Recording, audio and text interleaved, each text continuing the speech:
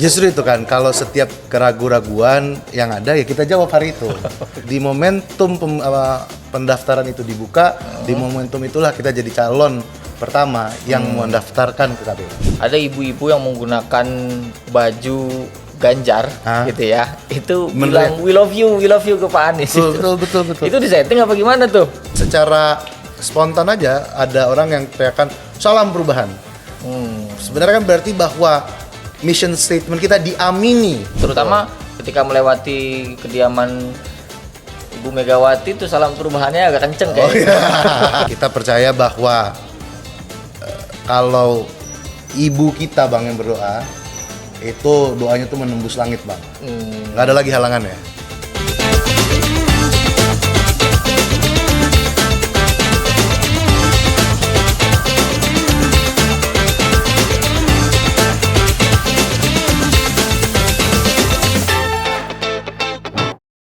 Assalamualaikum warahmatullahi wabarakatuh. Selamat datang di obrolan Sultan di channel YouTube Inlah.com. Kali ini kita kedatangan jubir muda PKB yang pasti aminnya nih kayaknya kenceng nih, Bang Rafif. Amin. Selamat datang Bang Rafif. Selamat datang, thank you. Apa kabar Bang Rafif? Baik. Ya. Ini kemarin habis nganterin ke KPU nih. Benar. Kemarin kita semua habis sama-sama mendaftarkan calon presiden dan calon wakil presiden kita Bapak Anies Rashid Baswedan dan Gus Muhaimin Iskandar ke KPU. Jadi sah sudah sudah mendaftarkan pertama ya. Nih Bang.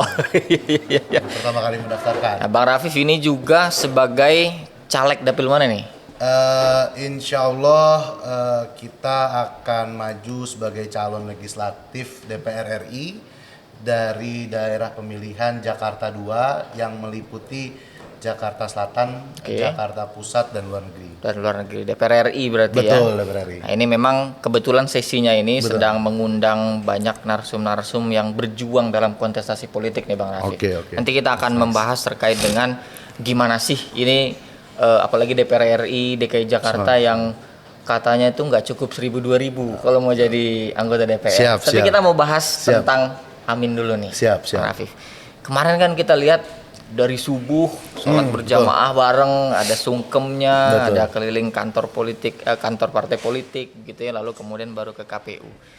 Ini apa maksud dari subuh-subuh aja sudah bersiap diri gitu Bang? Apakah ada satu pesan yang ingin disampaikan oleh pasangan calon Amin ini, atau apa yang mau disampaikan? Pada dasarnya kan kita percaya bahwa satu proses perjuangan terlebih dengan memperjuangkan narasi perubahan ini butuh bukan hanya satu keinginan semata dari pasangan capres atau cawapres, tapi melainkan konsensus bersama yang sudah didiskusikan, disepakati oleh masing-masing partai politik pengusung dari capres dan cawapres itu. Ya kalau bicara sholat subuh, sungkem dulu ke orang tua, itu kayaknya memang itu modal dasarnya seorang anak bergerak, Bang. Kayak kita percaya bahwa kalau ibu kita Bang yang berdoa, itu doanya tuh menembus langit Bang. Nggak ada lagi halangannya. Jadi orang tua itu segala-galanya begitu ya. Nah, message-nya sederhana sebenarnya adalah bahwa kita lakukan ini di awal waktu. Kita lakukan setelah melakukan sembahyang subuh dan meminta restu orang tua. Lalu kita menjemput masing-masing partai pengusung kita, dari mulai Partai Keadilan Sejahtera, Partai Kebangkitan Bangsa, lalu ke Partai Nasdem, dan akhirnya bersama-sama mengantarkan ke KPU sebagai wujud bahwa agenda ini bukan agenda Anies Gus Imin semata, atau agenda mungkin yang sering banyak digaungkan kan Anies sangat Nasdem semata. No, ini agenda bersama. Bahwa agenda perubahan ini secara konsensus menjadi agenda bersama yang diusung oleh partai-partai pengusung ini. Tapi begitu semangatnya gitu pagi-pagi bahkan sebagai pasangan calon yang mendaftar pertama ya. Betul. Sedangkan banyak sekali persepsi, anggapan kayaknya nih Amin ini nggak akan mendaftar nih, bisa pecah kongsi duluan atau bahkan nggak jadi pasangan calon. Betul. Gimana itu Bang? Justru itu kan, kalau setiap keraguan-raguan yang ada ya kita jawab hari itu. Kita jawab hari itu bahwa setiap keraguan-raguan yang ada di momentum pendaftaran itu dibuka, di momentum itulah kita jadi calon pertama yang mendaftarkan ke KPU. Kan Anies juga pidato kan kalau nggak salah tuh, mohon maaf kami mengecewakan mereka-mereka yang pesimis dan lain-lain sebagainya. Oh jadi disitulah kemudian jawaban dari persepsi-persepsi yang pesimis itu. Betul. Oke, nah kalau kemudian disampaikan demikian, apakah memang ada maksud yang lainnya juga? Kenapa jadi pendaftar yang paling pertama datang ke KPU, Bang Rafif? Karena mungkin kalau dilihat dari runut kejadiannya lah ya, kita paling pertama yang memiliki secara utuh calon presiden dan calon wakil presiden. Kita juga yang pertama paling utuh dan secara gamblang dan jelas memiliki mission statement kita. Clear bahwa yang kita membawa adalah agenda perubahan dengan apa? Dengan memasukkan unsur rasa adil dalam setiap pembangunan yang terjadi di Republik ini. Jadi dapat dikatakan bahwa tidak heran bahwa kita jadi calon pertama juga yang mendaftar. Jadi kalau ibarat tugas kita udah rapi duluan nih. Dari mulai kita punya calon lengkap paling pertama, mission statementnya paling jelas dari awal, ya maka selayaknya lah kita mendaftar pertama. Bahkan kalau Bang Rafif lihat itu ada salah satu postingan di inilah.com di Instagram itu, ada ibu-ibu yang menggunakan baju Ganjar gitu ya, itu bilang we love you ke Pak Anies. Betul. Itu disetting apa gimana tuh?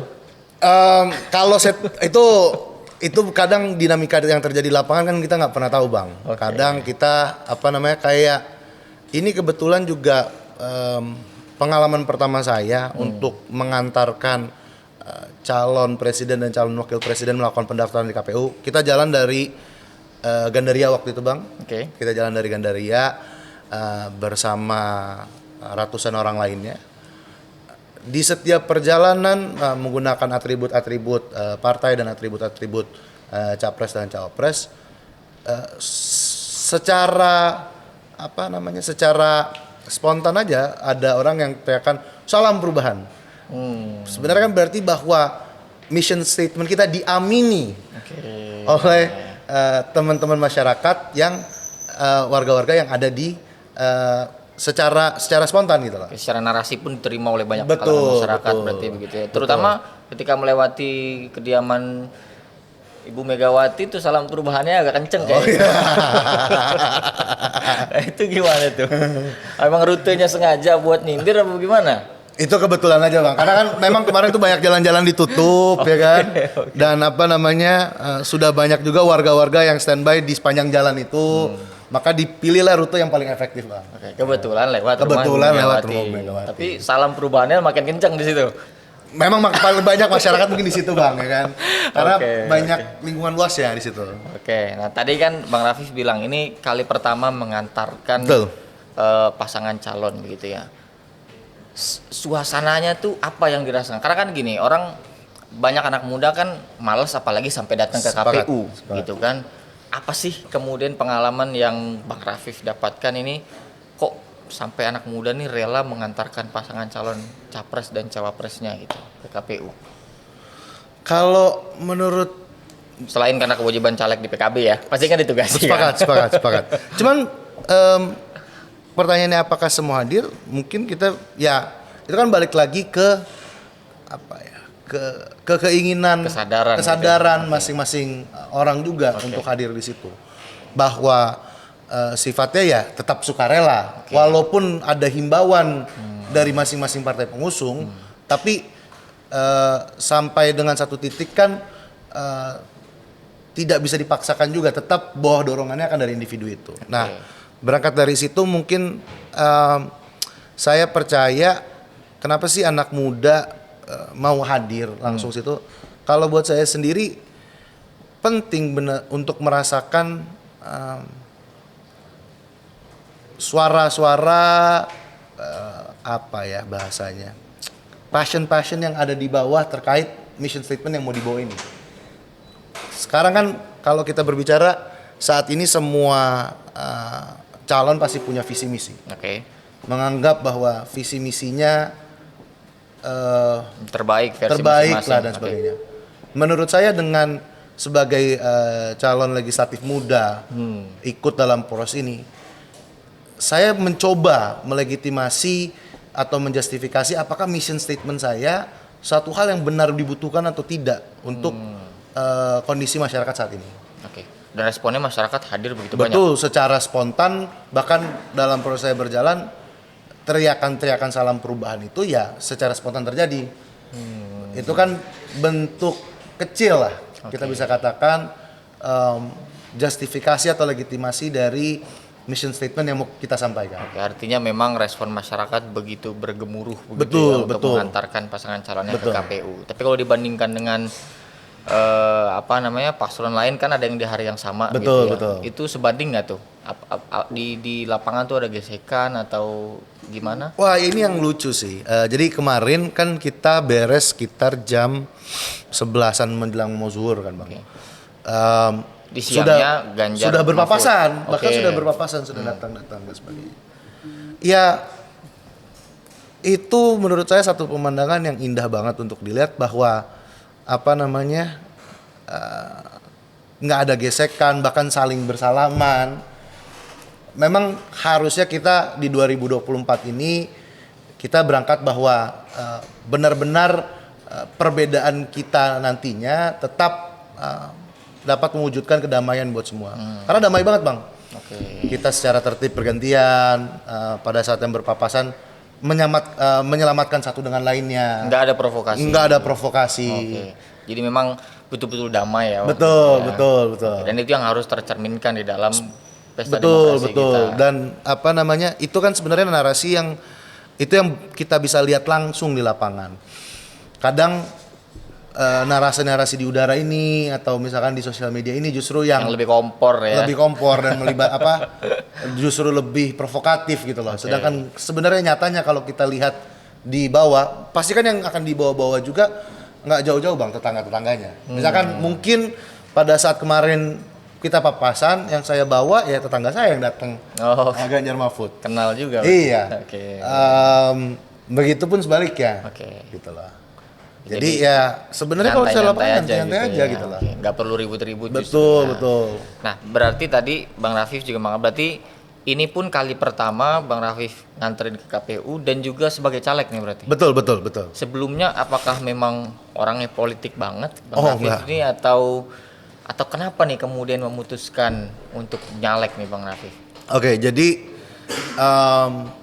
sedikit cerita mungkin Bang, gue kalau secara background itu lulus Fakultas Hukum dari Universitas Pajajaran.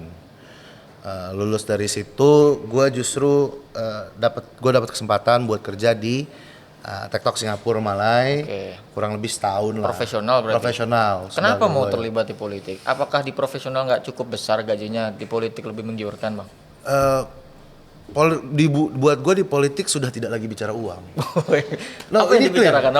Karena buat gue hari ini alasan gue terjun di politik bahwa gue ngerasa gue butuh fulfillment lain dalam hidup gue. Bahwa gue secara individu itu di profesional lebih. Betul.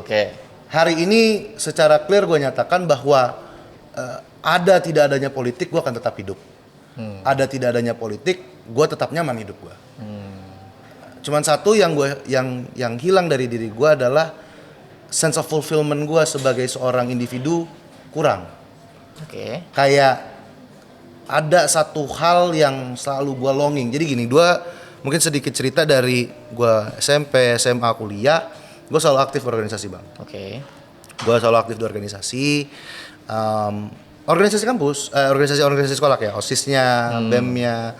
Terakhir di kampus gue ngejabat sebagai wakil presiden mahasiswa hukum se-Asia.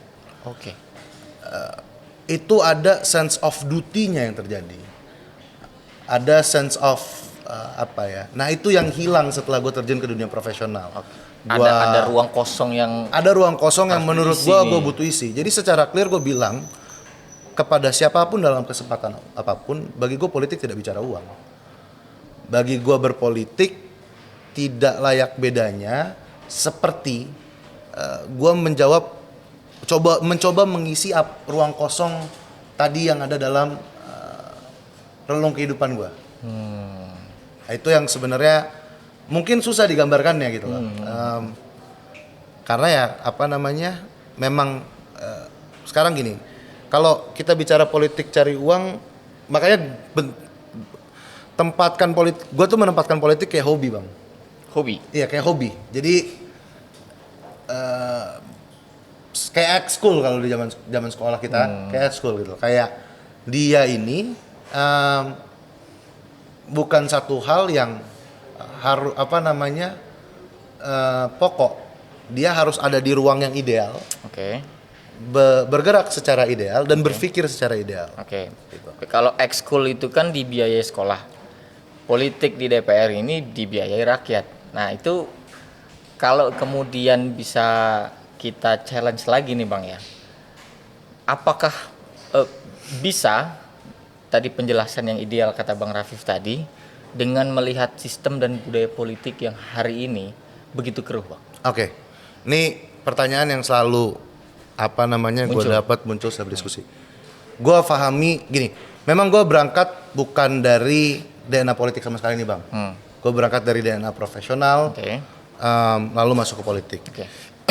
Tapi kalaulah dalam proses kita berpolitik dan di ujungnya harus tidak ideal, setidak-tidaknya kita berangkat dari satu titik yang ideal. Kalaupun nantinya akan banyak proses kompromi yang menyebabkan ketidakidealan dalam diri kita, maka seyogyanya satu titik mulainya itu bisa kita kendalikan. Contohnya apa, Bang? Minimal gini, berangkat dari mission statement apa yang mau kita bawa. Jadi salah pola pikirnya ketika jabatan dulu yang dicari, baru cari tahu dia mau ngapain. Harus berangkat dulu clear bahwa apa mission statement yang mau, apa sih ruang apa sih yang memang pengen diisi. Apa mission statement yang pengen disuarakan, baru cari tempatnya. Nah, mission statement Bang Rafif itu? Nah, saat ini, jadi pada saat mission statement gue adalah meng-create kemandirian ekonomi. Kemandirian ekonomi? Betul. Bahwa setidak-tidaknya satu unit rumah tangga untuk bisa mandiri secara ekonomi, itu butuh benar-benar jadi perhatian pemerintah saat ini. Oke. Bicara soal kemandirian ekonomi. Tadi kalau ada, kan pasti akan ada persimpangan di mana Bang Rafif harus berkompromi kan. Betul. Gak usah jauh-jauh. Turun ke warga. Dapil, turun ke warga. Pasti bawa idealisme kan. Tadi situasinya kita harus prinsip dan lain-lain sebagainya. Begitu datang warga nagih sembako, nagih uang. Itu gimana, Bang? Sudah berkompromi sejak awal, gimana nanti pas jadi? Gini, bentuk-bentuk yang terjadi di masyarakat itu sebenarnya adalah bentuk-bentuk dari suatu kebiasaan yang sudah puluhan tahun terjadi.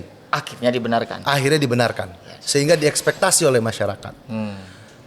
Maka dari itu menurut saya jadi ini yang lucu nih, Bang. Kali kalau misalnya Abang cerita pada saat turun ke warga, ya dia mengharapkan ada amplop, dia mengharapkan ada sembako. Juga berarti ya? Pernah terjadi. Bahkan ada cerita lucunya bahwa waktu itu saya sempat turun suatu daerah di Jakarta Pusat. Saya ketemu suatu ibu-ibu. Jakpus ya? Jakpus, dia bilang gini, "Bapak mana amplopnya?" Dia bilang gitu. Nggak ada, Bu, kita nggak bawa, kita kesini mau berkenalan, silaturahmi satu-satu sama warga di sini. Harapannya Ibu berkenan untuk join atau tergabung dalam keluarga binaan kita. Apa fungsinya keluarga binaan kita? Jadi bagian dari keluarga-keluarga kita yang akan kita bina dan kita perhatikan untuk mewujudkan kemandirian ekonomi. Karena itu mission statement saya. Nah, tapi Yang lain kemarin ke sini ada yang bawa minyak, Pak, ada yang bawa sembako, Pak, ada yang bawa amplop. Kan enak, Pak, kalau Bapak bawa amplop isinya 200.000 misalkan atau 100.000, dia bilang, ya dari Bapak 100, dari ini 200, dari ini 300, dari ini 400, dia bilang. Ya, tapi nggak tahu siapa yang dipilih. Pertanyaannya, kalaulah kita sama-sama tahu bahwa amplop itu bukan jadi determinannya mereka untuk memilih, lalu tetap itu yang menjadi cara utama kita, apa nggak bodoh kita sebagai politisi? Karena itu yang saya temui di warga-warga, diterima, diekspektasi bahkan, ditungguin bahkan. Tapi pertanyaannya di ujung, apakah dia jadi determinannya? Karena kalau itu jadi determinannya, Bang, harusnya yang saat ini duduk di DPR adalah 500 orang terkaya di Republik ini.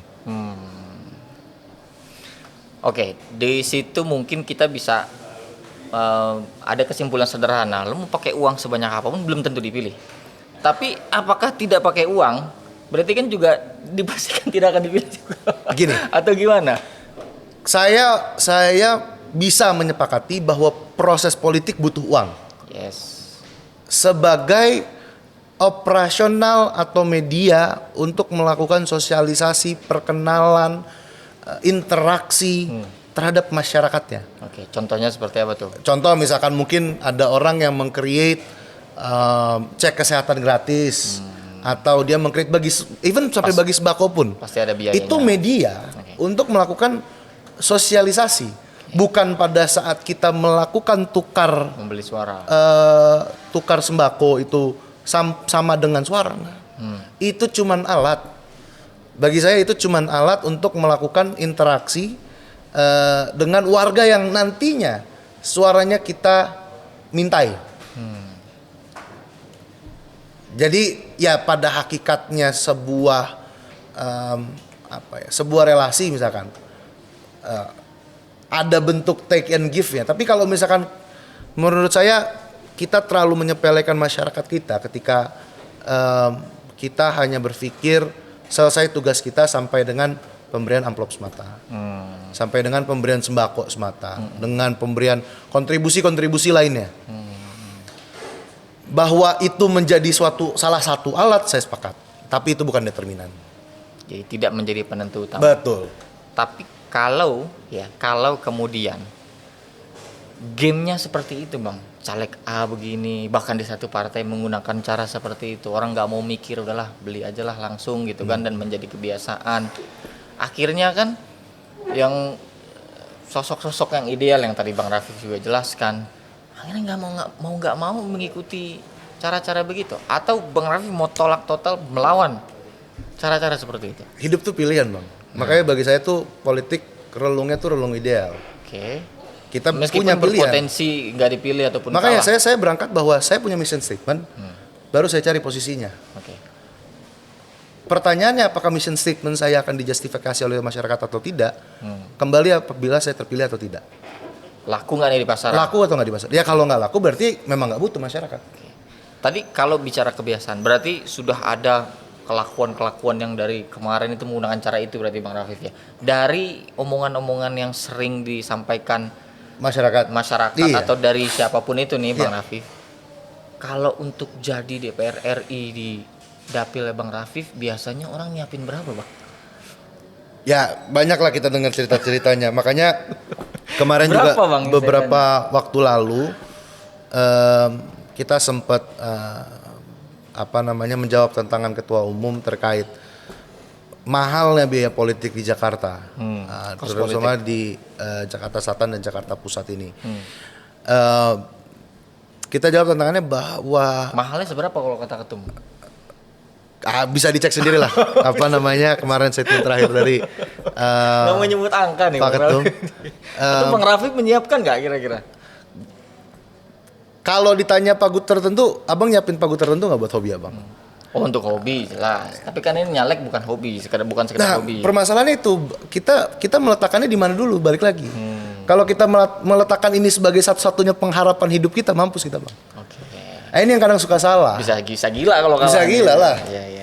Nah akhirnya itulah keluar apa namanya stigma-stigma yang semua cara bisa dihalalkan gitu. Jadi pembenaran. Jadi pembenaran ya. Pokoknya gue harus dapat apapun ceritanya.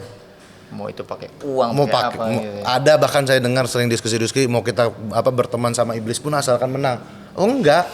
Menang itu ada caranya. Berarti dia iblis sebelumnya lagi. Makanya saya bilang bagi saya menang sesuatu tuh pasca kita menang, kita kan tetap butuh bangun tidur dan melihat diri kita sendiri di kaca dan kita bisa hidup dengan itu atau enggak. Ya, balik lagi perspektif orang dalam berpolitik kan beda-beda. Iya. Di titik ini saya bisa bilang bahwa apa namanya, kalaulah saya punya satu mission statement. Kalaulah dalam proses ini hasilnya saya tidak terpilih, berarti nggak laku mission statement saya. Berarti bukan ini yang dibutuhin. Berarti mungkin yang masih dibutuhkan oleh masyarakat Transaksional. proses transaksional. Dan nggak apa-apa buat saya. Karena banyak sekali variabelnya kan. Karena banyak sekali variabelnya. Tapi kalau misalkan saya punya mission statement dan mission statement saya diamini dan saya terpilih, ya berarti memang dibutuhkan oleh masyarakat dan itu yang akan dieksekusi. Pertanyaannya Bang, kenapa PKB yang Abang pilih? Ceritanya mungkin ada panjang nih Bang. Tapi mungkin Karena in short capresnya. lah. In short, gua kalau dibilang secara apa ya, biasanya kan orang kental dengan PKB tuh ke N1-nya, keagamannya. Nah kalau kita lebih karena mungkin dulu kita punya guru ngaji Bang dari SMP sampai kuliah, ada almarhum namanya Pak Ustadz Tasbih, Ustadz kampung gitu. Dia menurut gua orang pertama dalam hidup gua yang ngajarin bahwa dia orang Jawa Bang, orang Wonogiri Bang. Dia ngajarin ke gua apa namanya urip iku urup Bang. Artinya Hidup itu betul. tuh harus berguna, berarti. Jadi dia pensiunan Pegadaian, ya kan? Pensiunan pegawai Pegadaian, buka tempat kaji di rumahnya. Isinya apa namanya? Itu tuh anak-anak putus sekolah, anak-anak yang kerjaannya nongkrong di rel, plus ada anak-anak komplekan juga. Nah, dia apa namanya? Kita belajar ngaji tuh paling cuma setengah jam, sejam. Sisanya kita diajarin jadi khotib sholat Jumat, mimpin yasinan, bahkan sampai mandiin mayit sampai nyembelih kurban. Ilmu-ilmu yang di Masyarakat. Alasannya sederhana. Sesusah-susahnya lu minimal lu bisa cari makan dari situ. Lu bisa cari makan sekaligus bermanfaat buat masyarakat. Bagi gua itu satu hal yang paling inspiratif dan apa namanya yang pernah orang tunjukkan langsung ke gua, bukan cuma katakan. Tapi gua hidup melihat itu. Nah, kaitannya dengan memilih PKB? Beliau apa namanya, ya salah satu yang selalu beliau gaungkan adalah kayak dalam proses ngaji itu ya kita Islam aswaja, apa namanya, kental dengan relasinya sama PKB dan sebagainya. Kurang lebih berangkat dari situ, gua ngelihat bahwa gua sama PKB setidaknya punya satu sosok nih yang historically kental sama gua dan ya punya satu nafas yang sama dalam melakukan pergerakan, karena PKB ini kan salah satu partai Islam yang memang secara kultural dan akar rumput kuat di bawah. Ya.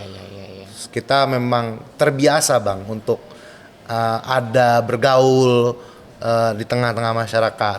Bukan satu hal yang aneh. Tapi sebagai kader baru, caleg juga langsung DPR RI, bahkan di DKI, pasti pernah mendengar isu-isu bahwa yang PKB ketum yang sekarang ini, Gus Muhaimin Iskandar itu tidak terlalu ada konflik lah dengan Agus Durian dan lain-lain sebagainya. Itu ngaruh nggak sih Bang?